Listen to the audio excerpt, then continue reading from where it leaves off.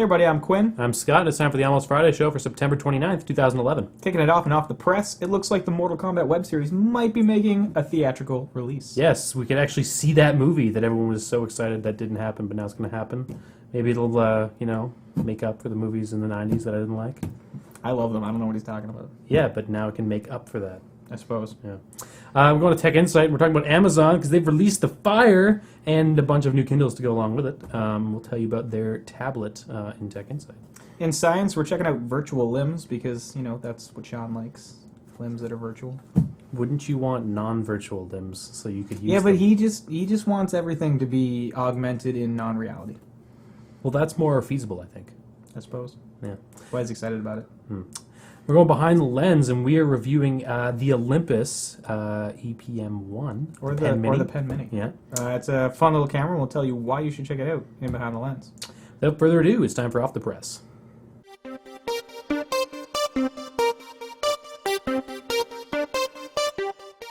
Hi everyone, and welcome to Off the Press for this week. Kicking it off, we've got Mortal Kombat!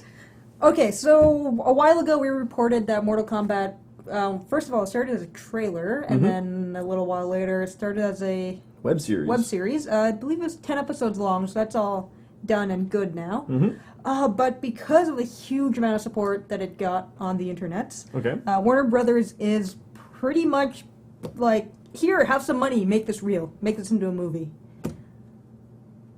Yeah. That's basically the gist of it. I'm going to keep an open mind. Yeah, I'm I'm gonna just- keep an I'm open gonna mind leave as it at well. I've seen the first couple episodes of the web series.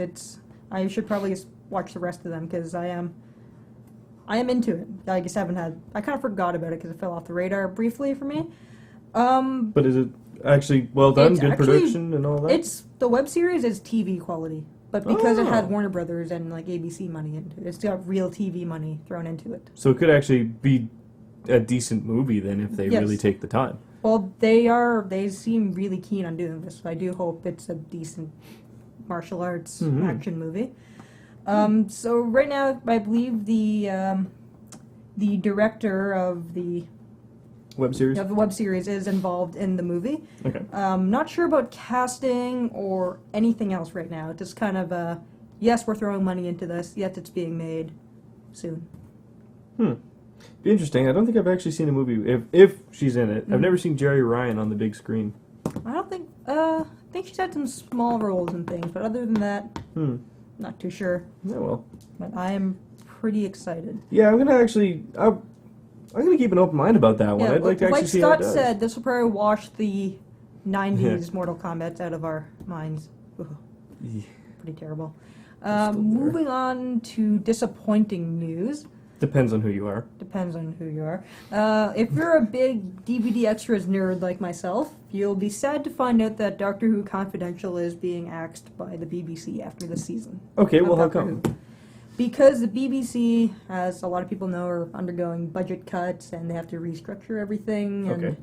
And it was also said in this Guardian article that because Doctor Who Confidential is on at like a prime spot, they can't really afford to have it there and all that. I see. Budget Oh, cuts. that's right, because they put it on. They actually aired that stuff. Yes, they didn't just they leave it on the actually air DVDs. it on in the UK. Okay, well on that here. makes a little bit of sense then. Okay. And unfortunately, being a Canadian, the only way I can legally get Doctor Who Confidential is by buying the DVDs. And to be honest, it's actually pretty difficult to download these things. I've tried. It's not difficult, it's just more effort. It's more effort than going to the store and saying, here's my money. I've never had any inclination to do it. No, but hopefully, now that they've canceled this, they'll actually have a reason for people to buy the DVDs, because I know, not a lot of people, but I'm sure a big majority of the DVD buyers in Canada or in North America buy it for Confidential. Well, that's kind And of the other something things. you've seen kind of trickle out of, I'll say people buying DVDs nowadays. You don't buy it for the extras. Like, I mean, I remember when DVDs first came out. Yeah. It's like, oh man, now we can see everything, and it looks cool. I don't have to Yeah. wait till the end of the movie. I can watch it at any point. Yeah. And I kind of just trickled out because everyone got over the novelty. Is what it seems Well, like. but right now, it's, to me, like, just from work and things, and the regulars that I talk to, the only people actually, a lot of people buying DVDs right now are either and the old people that don't really like downloading things legally or illegally, or like the DVD extras nerds, the people Oh. that buy the DVDs or the Blu-rays for the behind the scenes, the making of, the international trailers, the concept, and all the story art crap. That's pretty much the only reason I buy movies now. Yeah. Otherwise, I just download them or download them. Yeah. Get someone else to download them for me. Alrighty. Well, Yeah. So hopefully, upcoming Doctor Who DVD releases will have something that makes them worth buying. I was gonna say they'll probably have something akin to it. Yes, Maybe they'll continue doing it. They just won't air it. that would be interesting. Because I mean, I'm not a big fan of it, but I know Doctor Who Confidential is actually kind of popular with fans. It is. So it would not make too much sense to just completely cut it out. No. Hopefully, there'll be some kind of incentive to buy the DVDs. For $80, I'm not buying it just for the episodes. Yeah. So now moving on to this week's new releases. Unfortunately, in the DVD and Blu-ray release, there's not too much exciting happening this week, so we'll just skip that. No big mentions. Not really. No big TV series. No big Blu-ray re-releases. So skip that and go right to the theaters. So coming out is a I don't know how you'd call this, almost a tragic comedy, Heartwarming comedy. heartwarming comedy, Yes. starring Seth Rogen and who's the other guy? The younger guy. Joseph Gordon-Levitt. Thank you, Joseph Gordon-Levitt, in the movie 50-50, which is Yeah. about him having cancer, I believe, and a 50-50 chance of surviving. We also have a horror thriller called Dreamhouse. I think Daniel Craig is in Yeah. this. That one I actually kind of want to see. I'm Looks interested. interesting, yeah. And then after that, it's Tucker and Dale versus Evil. What Oh the my, hell see is it. this? It's really good. It's Alan Tiddick and Tyler Labine as rednecks, and it's basically your slasher horror movie, except it's just a really big misunderstanding. Okay, It's really funny. I urge you all to go see it. I will watch it. Excellent. And in video games this week, it is a pretty big week if you're a sports fan. Holy crap. Yeah, starting off, it's FIFA 2012. I don't like football myself, Nope, not a huge football fan. but But you know, if you are a really big football fan, you can get FIFA and Pro Evolution Soccer 2012. I'm seeing a trend here. Yep. Then coming out is also X-Men Destiny, coming out on everything. Which looks pretty cool, actually. Mm-hmm. And finally, we have Cabela's Big Game Hunter, which comes with a gun. Yeehaw! Or you can get the cheaper versions, $20 less, but it doesn't come with the cool gun. You need to get the gun notes. Come on. The really awesome It's gun. it's a deer hunting game, Yep. or well, big game. There's like lions and bears and cheetahs in the box of this. Okay, so you need to get the gun so you can You feel need to like get that the gun. old Victorian explorer in Yeah. Africa on the big cat hunt. Buy a pith helmet and buy the version with the gun. Oh God. And that's it for Off the Press this week.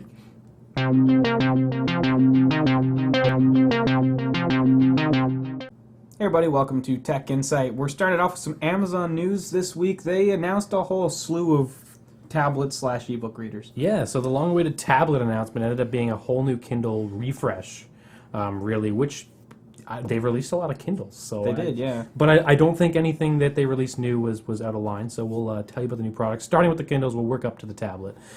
So there's a new Kindle, which is just your straight-up Kindle. It's called the Kindle. It'll be $79.99 with ads. And the ads are really not intrusive. If you're reading, you basically don't know they're there, but when your thing's in standby, it'll show the ads on your screen. But it's e-ink, so it's not wasting your battery either. No. So I don't think it's a big deal. Yeah. But if you really don't want the ads, you can pay up and get rid of it. And they've really made it an accessible price point now. Like, $79. that's a really good reason to go out and buy an e-reader. Yeah, because most of them have been at least $99 or more. Yeah, I mean, you buy 4 paperback books and you pay for the cost of this device. Yeah. And then, the books are, I think they're less About expensive. $10. Yeah. So you end up saving in the long run once you start buying books for it. Yeah. So Same 6-inch screen. It's always been in the Kindle. It's still e-ink. You're looking. It's a little bit lighter. The battery life's always been amazing on these because of the e-ink. yeah. So that's never a worry. But it looks like a good device. Very simple. They take the keyboard off. Yeah. Because the Kindle traditionally had that keyboard. It's just you straight up. This is for reading. None of this crazy. I can also browse the internet on e-ink, which is awful. Yeah. So really, I think that Kindle's going to sell like wildfire. because it's great price point and it's no fuss. This is read the books. And Amazon really does have the digital book market. Oh, yeah. Apple's tried their own thing, but they're nowhere close. No, iBooks And- really didn't take off. And we've seen a whole bunch of other brands start their own stuff. And basically, if you're in the States, it's Amazon, and if you're in Canada, it's the Nook, or not the Nook, the Kobo. Kobo. But even Amazon's package up here is developing too, so Yeah. you're going to see a big player there. So good device if you want a touchscreen, because Sony's always touted their touchscreen book readers. They've got the Kindle Touch now, so more or less the same device as the Kindle, touchscreen. So we're adding $20 to the price point for touchscreen. Yeah, so you got 99 and 139 without Which, ads. if you're interested in touchscreen, it's a pretty cheap price to move up to that model. Yeah, and I mean, some content, periodicals, newspapers, you might be a little more adept to want a touchscreen. For sure. Personally, I think it gets in the way, because you have to be very firm about pushing a button to switch your page, as opposed to sometimes they're hard to flip, because anyway. But if it touches your thing, the option's there. Both those come with Wi-Fi by default. Now, if you want 3G in your Kindle, you have to buy the Touch. The standard Kindle doesn't come in 3G. And you can get the Kindle Touch 3D. It's an extra $50, which I think's a little much, but you're not paying for your service. Yeah, so you buy this device once, and you're going to have 3G access to download books forever. Yeah, and I mean, I think it's really only in your country. If you're like in Mexico or something, it's not Yeah, going to work. absolutely. But if you're a person who uses periodicals, if you got newspapers coming, like the Wall Street Journal's Or if on you just there. read a whole heck of a lot. Yeah, it could be. I mean, the 3G's not super fast, from what I've heard. Okay. At least on the original couple versions of Kindles. Maybe it is now. I don't know. Books aren't big, so it's not that big a deal. But if you're updating which books you have on your device a lot, or if you're reading periodicals, then I think the 3G's a nice touch, especially since there's no service plan. So, I mean, really what it gains you is the ability to get access to those books and periodicals wherever, as opposed to with Being the on Wi-Fi, Wi-Fi or you having have to- to do it at work or do it at home. Yeah. Or having to tether, Yeah. plug it into your. I find that's the easiest way. Wi-Fi is a little confusing on these things, but whatever your personal preference is. And of course, they've kept the Kindle as is, more or less, with the Kindle keyboard. It's Okay. the Kindle with a keyboard. All right. Also 3G. 3G is an option. Okay. So it's it's 99 for the Kindle keyboard. If you want 3G, it's 139. Okay. And that's both with ads. You can pay up to get rid of them, as with all the other models. So keyboard, no touch. Keyboard, no touch. All right. Yeah. So if you want the Kindle, like the standard Kindle, but you really liked having that keyboard because you took notes on it or something like that, or you like to look up the odd thing in the dictionary, things like that, then you can get the Kindle with the keyboard for an extra $20, Cool. which is reasonable if you are really attached to that form factor. So The important thing to know is that you have a lot of selection of Kindles based on your needs. see, good selection, but not too much, Yeah. because really what they've And done. accessible price points. Well, the price points are perfect, and they've just met out and matched competition. Kindle never had a touch one. Sony's been killing it with touch. Kobo just released a touch. Yeah. So Kindle says, okay, we'll have one too. That's a popular thing, we'll have it. You don't want it, you don't need it. Yeah. And they're still offering the keyboard, which is kind of a unique feature. A lot of them don't really have that. So if you're attached to that because the Kindle had the keyboard, you can still do it. So I think that it's a pretty killer lineup, and that $79 Kindle is going to sell like crazy. I think so, for sure. My girlfriend doesn't want an e-reader, and now she wants one because that's such a good price point. So Now, the important announcement yes, was Amazon jumping into the Android tablet market space. yeah. So that's the Kindle Fire. Interesting that they kept it under the Kindle brand. Yep. But I think it kind of makes sense. First of all, price point $199. Which we talked about a little while back, was that I believe it was Lenovo was bringing in a $199 tablet, which we thought was going to be pretty cool, but it was going to be kind of trimmed down, and it looks like Amazon's kind of stomped all over that now. And Amazon's a much bigger player in the marketplace, right? They got Absolutely. a movie store, they got an MP3 store, they got a bookstore. They're kind of set up for the environment. So $199. Now it's a 7-inch. Yeah. So people, it's a direct competitor to the iPad. Oh, it's not a direct. It's a 7-inch tablet. Just look at it for what it is. You got dual core processor in there. It's a good looking IPS display.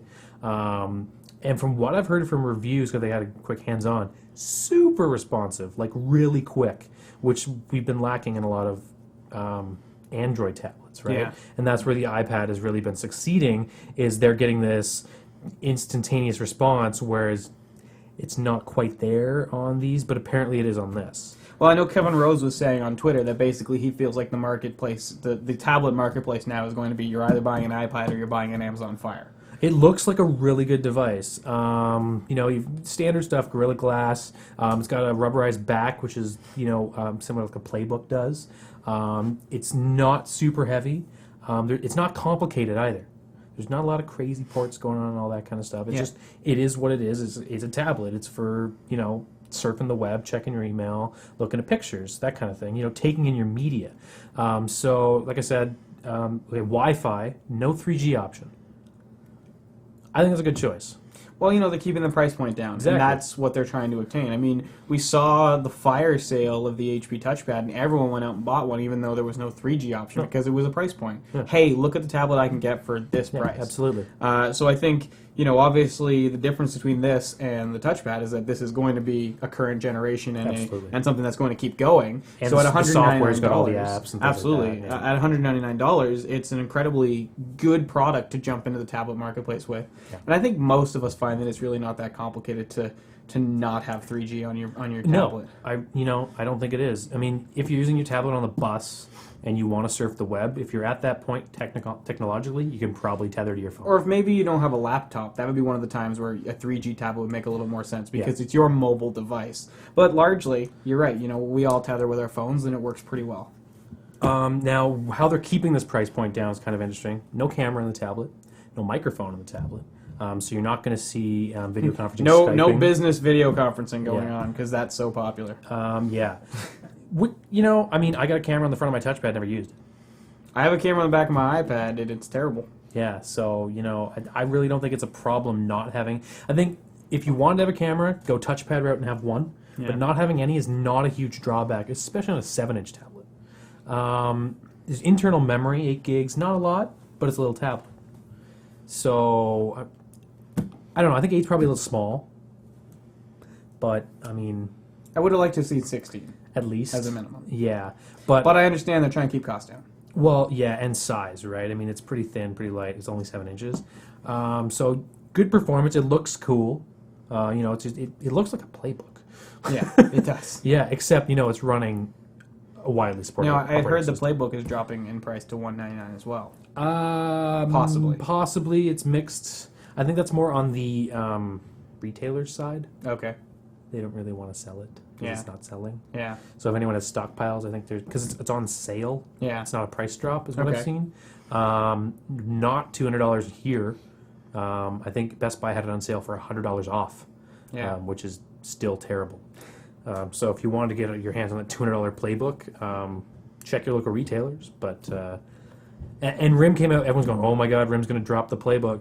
RIM came out with a statement and said, "We never address rumors, but we're staying in the tablet market," which I think is good. Yeah. Because hopefully once QNIC matures even just a little bit more, and maybe they put a native email client in there, Maybe. that would be really helpful. Which, interestingly enough, as the Amazon tablet stands right now, there's not no that, native email client. But they did say it's coming. But I still can't get over this idea that, they make a list of things they're going to wait to develop, and somehow email made it on that list, which just doesn't Well, make sense to me. Worst thing scenario, jump into the Amazon App Store, which is all Android apps, and download an email client because it's Android, and you can actually do that. Yes. Unlike iOS, where you just can't. So I'm pretty excited for the Fire. I don't know when we're going to get in Canada. Probably not for a while. I think the new Kindles will come soon, but there's no exact release date, but it's probably coming pretty soon. You can see that kind of holiday time frame. I like that they announced before Apple did. I know they're not announcing a tablet or anything like that, but a lot of the time they line up, Yeah, and then you go, "Oh, Apple's making an announcement," and nobody pays attention to the really cool Amazon product that's out. for sure. And I like that everyone's happy about the Fire. Yeah. No one's going, "Oh, well, it doesn't have enough power to do this." No, I think everyone's looking at it and going, really good feature set, really good price point.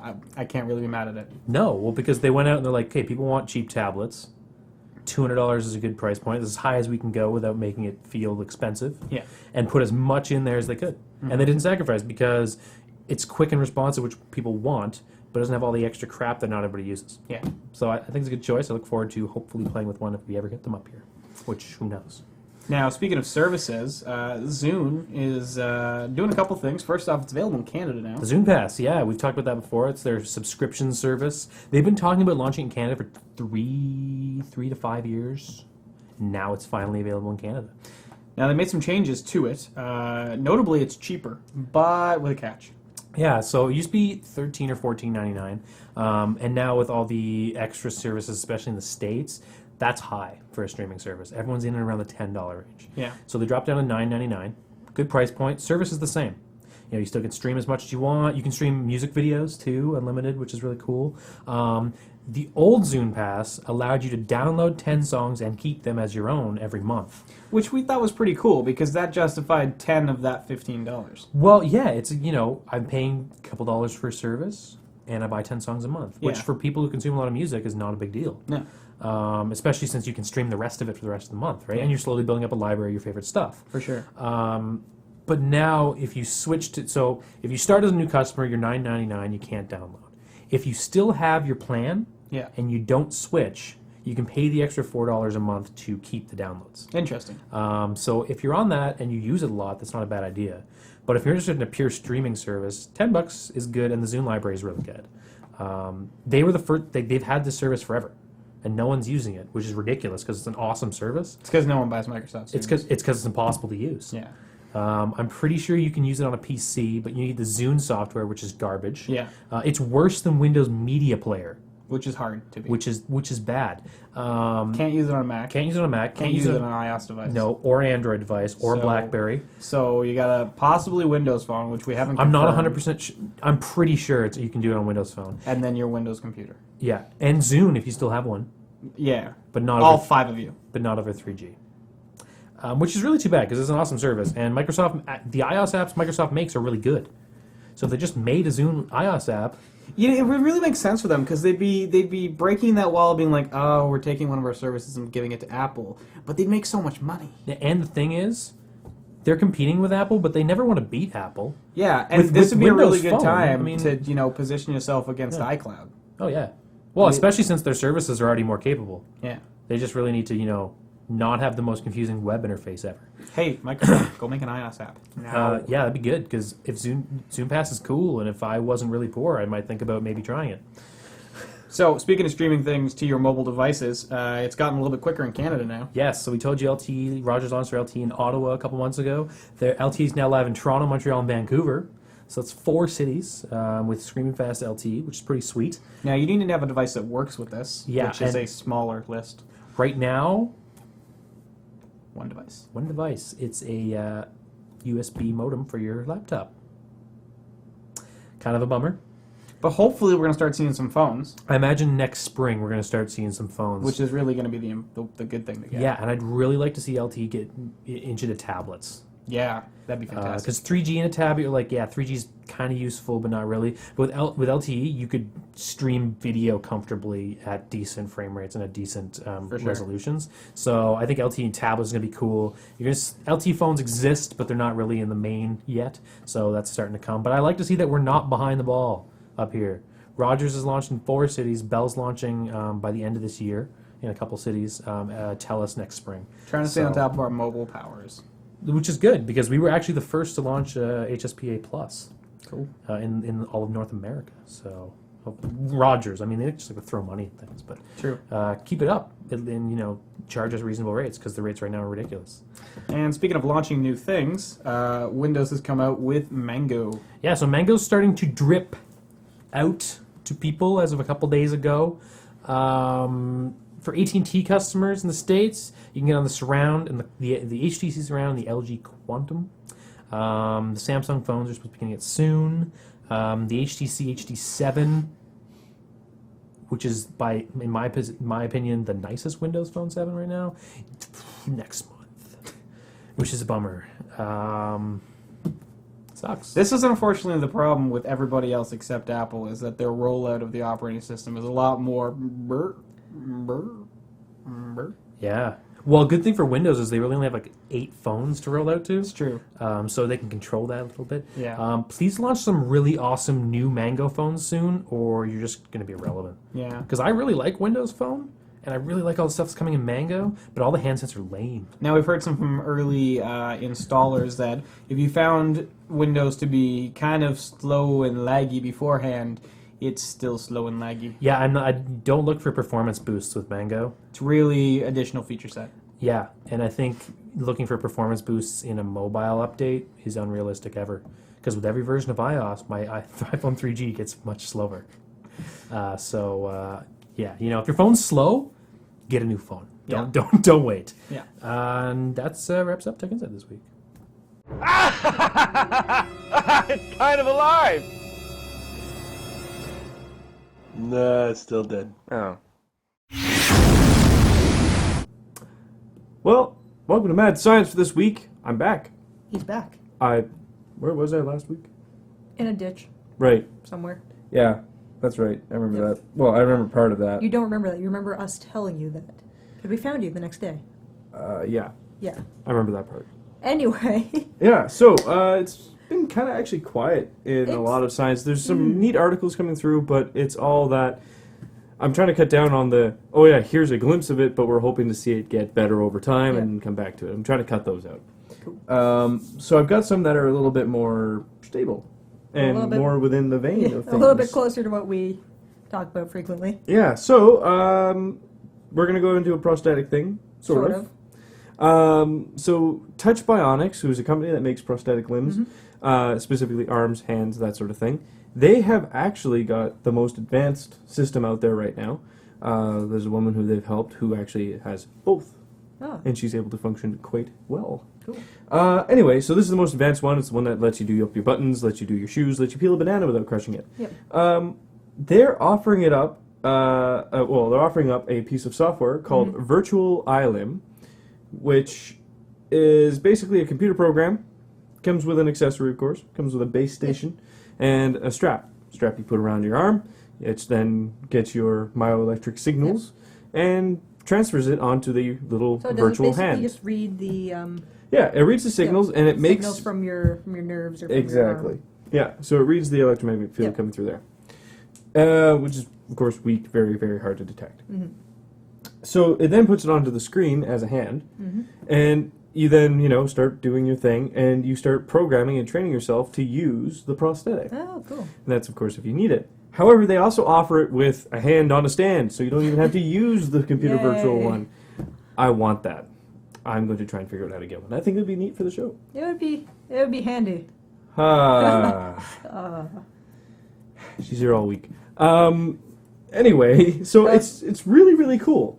The limbs are very very dexterous. Yep. Like fingers work really really well. They're the most advanced ones. The only thing they're lacking is touch. Yeah. But And it's really cool because now that it's actually controlled by your hand, by your nerve and stuff, you have really fine control over yes, how hard you can pinch and yeah, all that that was stuff. that was the best part of it. Is these ones have that ability. They have a whole bunch of pre-programmed grips, which you then set a signal to, Yeah. right? Just I'm much sure like you have we to already calibrate have. it and all that stuff when you Exactly. get the software, but Yeah. it's pretty cool. But it's really, really neat. So it's the next step towards the augmentations I want to build Yeah. for myself, if I can get one.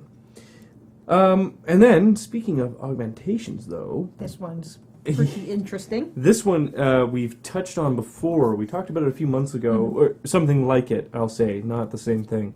So Tel Aviv University in Israel, Yep. they have actually created a artificial cerebellum, which is the back piece of the brain that connects to the They've stem done this and to whatnot. mice and rats. Yeah, so they've done it for rats. Haven't done it for humans yet. However, it's quite viable Yeah. in what it's able to do right now. They have it set up as a simple movement, or movement It's an reaction, action-reaction yeah, thing. sort of thing.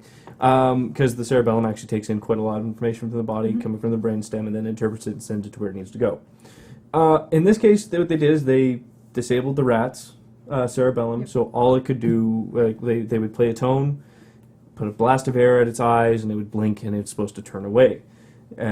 So eventually, after hearing the tone, getting the air, turning away, it would just hear the tone and turn away before the air came. Yep. It's like Pavlov. However, with its cerebellum disabled, it couldn't do that. It wasn't able to remember the movements that it had to do, and it wasn't able to remember, its body wasn't able to react to the stimulus. So they attached it via electrodes. They didn't actually insert it into the rat, but they attached the synthetic one, turned it on, did the same experiment again, and as soon as they just did the tone, the rat reacted. So it basically remembered what it did before they switched it off. Exactly. Interesting. So they switched it off, and the same thing happened again. It couldn't do it. So they've actually created something that will eventually become a bridge into the rest of the brain function. So Interesting. we talked about months ago memory that was created that was on and offable Yep. in mice. Well, this could start to become part of that. So not only are we going to be able to encode memory, we're going to be able to encode experience. So it's very interesting. I know I said I was going to cut down on those things to be watched. This is one of those things that needs to be watched. This has to get money. This has to be developed. This is going to be huge for anyone who's got any form of brain damage. Yeah.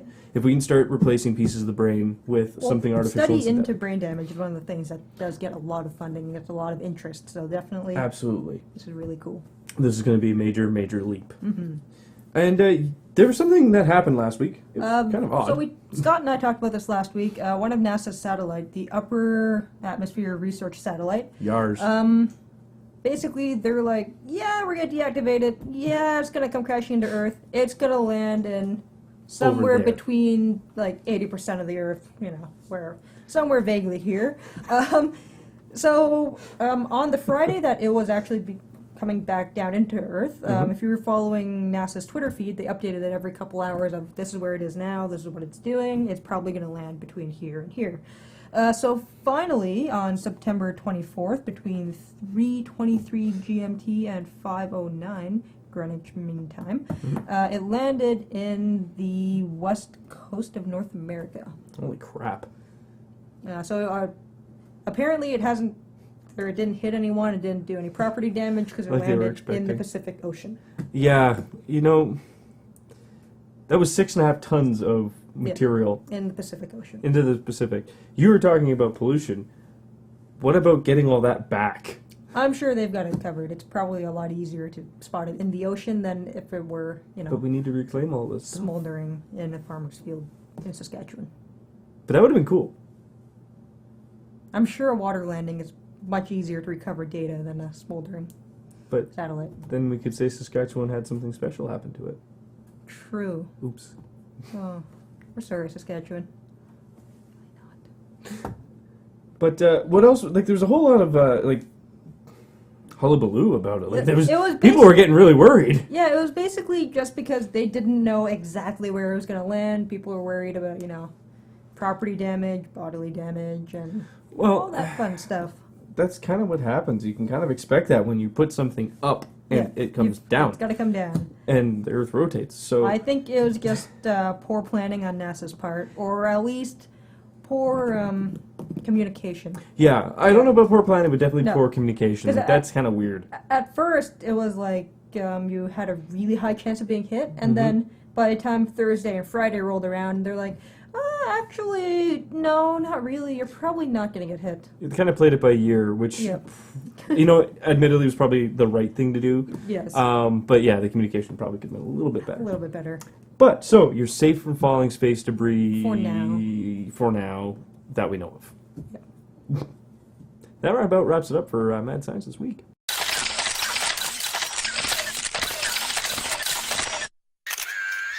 Welcome behind the lens. For this week, we're starting off with a review of the Flickr app.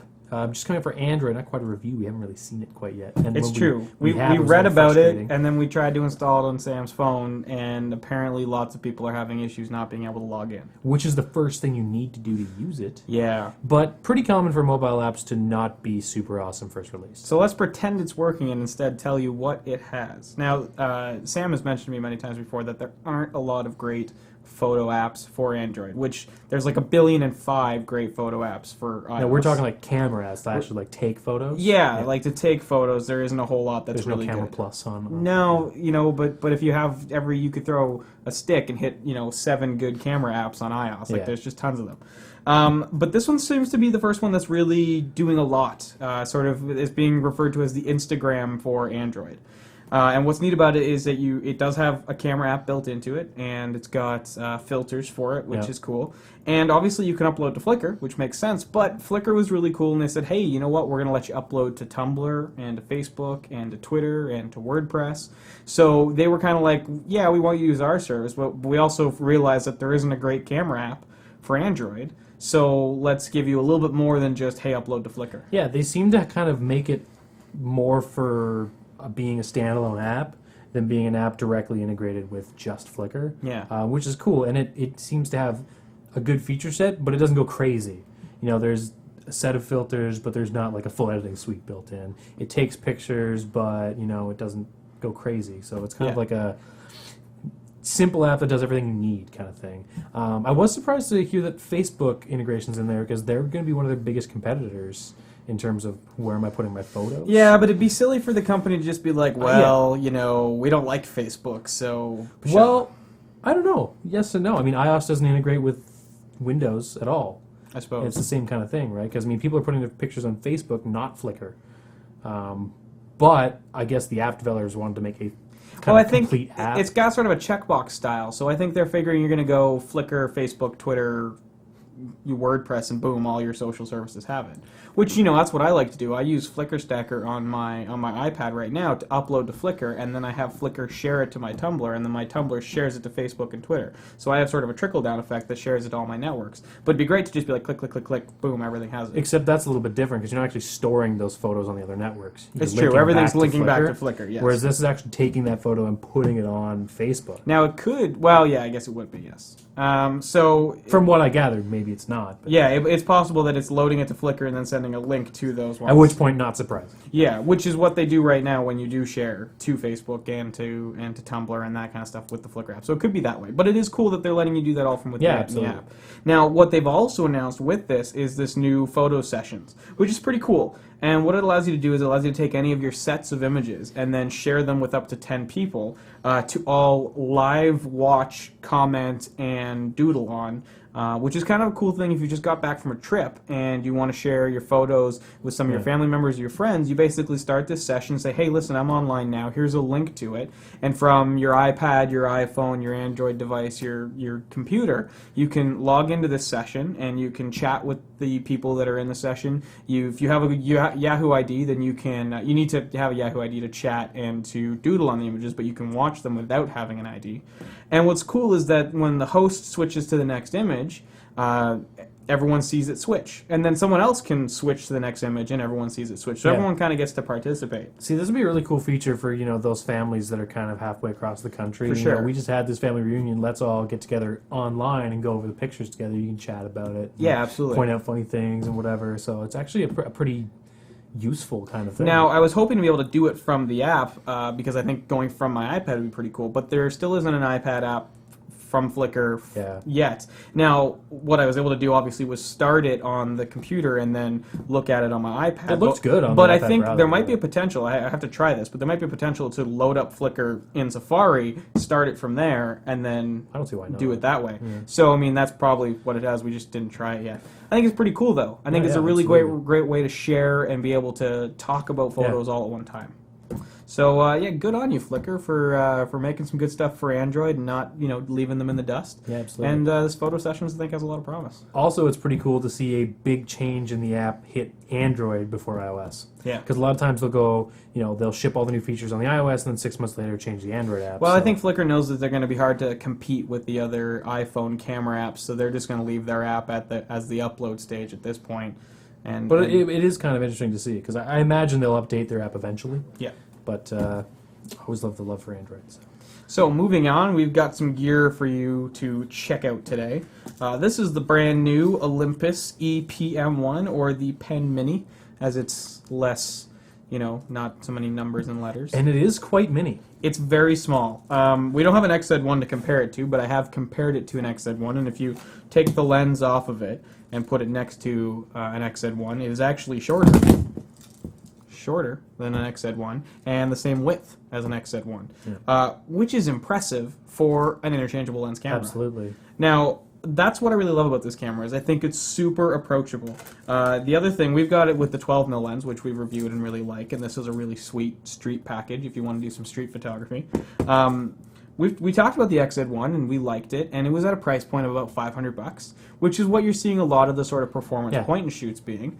The Pen Mini with the 14-42 kit lens is $500, which is a fantastic price point to get into a much better performing camera. Yeah, that's if you're on the edge where you don't know, I want a really nice camera to take really good pictures. I don't want anything big. You don't want to go to a DSLR, but a lot of other mirrorless, like the GH2 is a lot bigger. Absolutely. The Sony ones are a little bit bigger. Some of the lenses are a lot more cumbersome on those. Yeah. So it's, but when you look at the price point, it's right. It's the same thing as a high performance point and shoot. So if you're kind of waffling between a performance point and shoot and an entry level Micro Four Thirds camera, this almost makes the decision for you. it does. Yeah. It's a really slick looking camera. It's super minimalist. It's easy to hold. They've put a decent amount of grip on the back. Yeah, I got big hands. It's small. I didn't have a problem holding it or finding anything like that. It's designed quite well. It's got a really nice bright screen on the back. It's pretty easy to use outdoors. They do have the accessory port on the top here, so you can put a viewfinder on here. You can put their microphone attachment. You can put flashes, and Which that is kind of nice stuff. because in some other mirrorless cameras, we've been seeing the omission of that on lower end. Yeah, I mean, models. this is designed to compete with the GF3, and the GF3 does lack that hot Yeah. shoe, which is, a disappointing fact. Now, what's interesting about the Pen Mini, the EPL3, and the EP3 is that they all have exactly the same sensor and processor. So this guy's $500, and the EP3 is $900, and between the two, image quality-wise, they're identical. So you don't have to feel like if you buy this, you're buying something that's going to take a worse picture than Olympus's most expensive mirrorless camera at the moment. You're not. You're actually getting just as much image quality. Now, where the EP3 comes through is that it has more function buttons that are easy to access. It's a little bit bigger, stronger build to it. It's touchscreen. There's some extra functionality to it as far as it has a pop-up flash with wireless TTL control to it. So there's a bunch of things you get with the EP3 that you don't with this, but this still has all the things you need. It's more features and extra things as opposed to, things that would be nice or things that some people might take advantage of. But if you're looking in that, I want to take really good pictures, but I'm not a photography expert, you don't really want all that extra stuff clouding, your Absolutely. interface. So you do get everything you need with this guy. You've got full manual control, so aperture priority, shutter priority, full manual program. It's got their intelligent auto mode, and what's neat about the intelligent auto on this guy is that it uses what they call their live guide, which the live guide is this really simple way of adjusting settings. Just gonna choose eye auto here, and when you go into this mode, it actually breaks down white balance and all that kind of stuff into a little bit more user-friendly terms. So you have change color saturation, change color image, change brightness, change blur background more or less, and express motion, so bring the shutter speed up or down. So they've used this sort of live guide to make it easier to make those changes without having to go, I don't know what the heck I'm talking People about. who don't understand all the terminology can get the shots they want maybe a little bit easier. Now, some other interesting stuff about this guy is it does have full high definition video. You're looking at 1080 60i or 720 60p. Now, what I wasn't expecting out of a $500 camera is manual control in video. You can set shutter speed, you can set aperture, you have full continuous autofocus, which works really well with their new MSC movie stills continuous autofocus lenses. And you can get an attachment to have a mic input on it as well, so you can put a better microphone on it.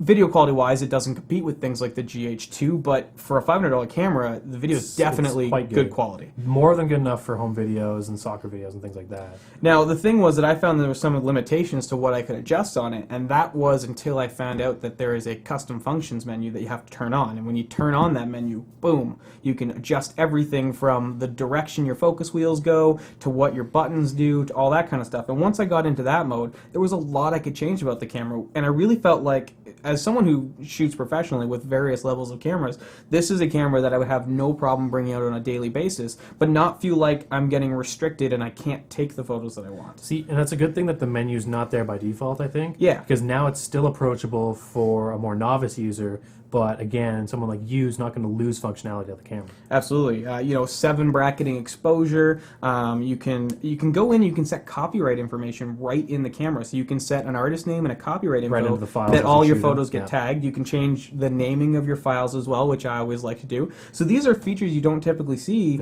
unless you're on pro cameras, and they've put it in a $500 camera. So I think this is a really great camera. It's a fun camera to shoot with. So if you are looking for something that's a little bit better than your typical performance point and shoot, this is a great thing to check out. It also comes in a variety of colors. There's black, silver, brown, purple, pink, and white. So 6 different colors you can get it in and personalize it. And like I said, the image quality is pretty good. If you're happy with any of Olympus's cameras thus far, image quality-wise, you're getting the same performance out of this tiny little package. So it definitely gets an A+ in our book. Yeah. And I think this is one of the first times that mirrorless has become completely approachable. Yeah, I think the big thing for me was the price point. You gave it to me, I played with it. Easy to shoot with, the autofocus is really good, the menu is really understandable. The only thing I had a problem with was I have enormous hands, and the wheels back, the more normal function, this is way too small for me to use, but at $500? Well, that was the thing. I looked at you and I said, "How much do you think this is?" And you go, "I think it's $799." And I turned around and said, "It's $500." And you're like, "What?" Yeah.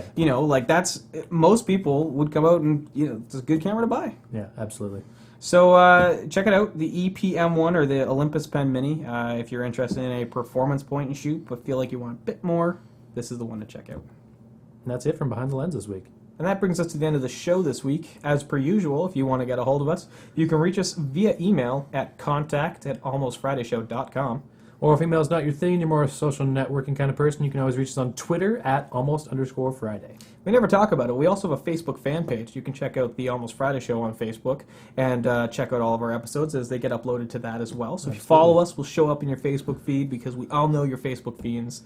You need more us in your You Facebook do need feed. more us. Absolutely. We're really bad at advertising our Facebook feed, but we totally have one. Yeah.